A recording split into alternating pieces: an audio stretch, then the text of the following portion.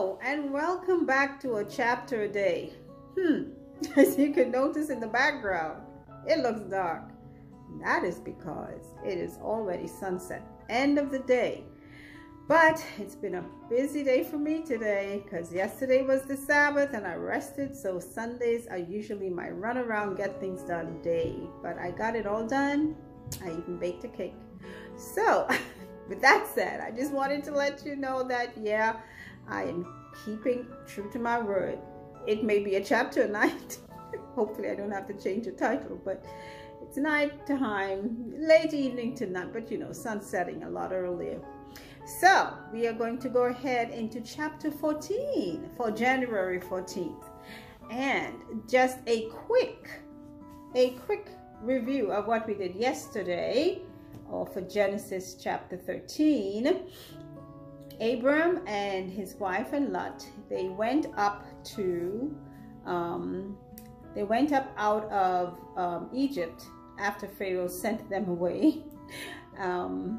Remember, Abram told that half-truth about his wife being his sister. So once Pharaoh's house got struck by God, well, whatever plagued them, he decided to let Abram and his possessions go. And Abraham and Lot, and Abram, he's still Abram. Abram and Lot ended up in the same place with a lot of flocks. They were in Canaan. And I think their herdsmen had a little rift between both sides because there was so much cattle, maybe who should water theirs first, etc., or whose cattle should be grazing here. So Abram told him, hey, let's not have any problems between both of us. You go ahead, choose the land, it's all there before us. And Lot chose one that was, this is before Sodom and Gomorrah, of course, that he thought looked really beautiful, and he went there with his sheep, and Abram stayed where he was in the land of Canaan. So with that said, let's see what happens now in chapter 14 of Genesis.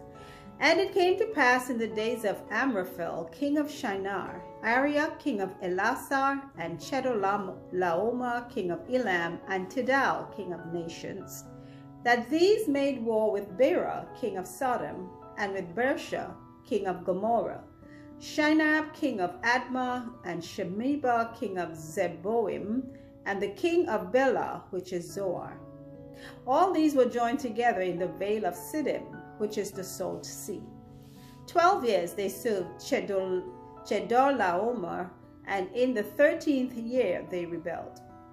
And in the 14th year came Chedorlaomer and the kings that were with him, and smote the Rephaims and the Ashtaroth in Ashtaroth Karnaim, and the Zuzims in Ham, and the Emims in Shaveh Kiriathaim, and the Horites in the Mount Seir unto El Paran, which is by the wilderness. And they returned and came to En-Mishpat, which is Kadesh, and smote all the country of the Amalekites, and also the Amorites that dwelt in Hazazon Tamar. And there went out the king of Sodom, and the king of Gomorrah, and the king of Admah, and the king of Zeboim, and the king of Bela, the same as Zoar, and they joined battle with them in the vale of Siddim, with Chedorlaomer, the king of Elam, and with Tidal, king of nations, and Amraphel, king of Shinar, and Arioch, king of Elasar, 4 kings with 5. And the vale of Siddim was full of slime pits, and the kings of Sodom and Gomorrah fled and fell there, and they that remained fled to the mountain. And they took all the goods of Sodom and Gomorrah, and all their victuals, and went their way. And they took Lot, Abram's brother's son, who dwelt in Sodom, and his goods, and departed. And there came one that had escaped, and told Abram the Hebrew, for he dwelt in the plain of Mamre, the Amorite, brother of Eshcol, and brother of Aner. And these were confederate with Abram. And when Abram heard that his brother was taken captive, he armed his trained servants, born in his own house, 318, and pursued them unto Dan. And he divided himself against them, he and his servants, by night, and smote them, and pursued them unto Hobah, which is in the left hand of Damascus. And he brought back all the goods, and also brought back again his brother Lot and his goods, and the women also, and the people. And the king of Sodom went out to meet him after his return from the slaughter of Chedorlaomer, and of the kings that were with him, at the valley of Shaveh, which is the king's dale. And Melchizedek, king of Salem, brought forth bread and wine, and he was the priest of the Most High God. And he blessed him and said, Blessed be Abram of the Most High God, possessor of heaven and earth. And blessed be the Most High God, which hath delivered thine enemies into thine hand. And he gave him tithes of all. And the king of Sodom said unto Abram, Give me the persons, and take the goods to thyself.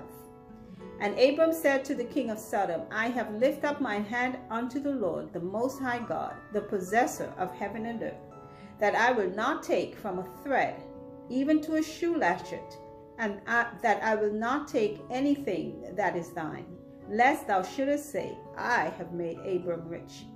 Save only that which the young men have eaten, and the portion of the men which went with me, Aner, Eshcol, and Mamre. Let them take their portion. That's the end of chapter 14 of Genesis, and we shall be reading the next chapter the next day. So, until then, thank you for listening. See you later. Bye.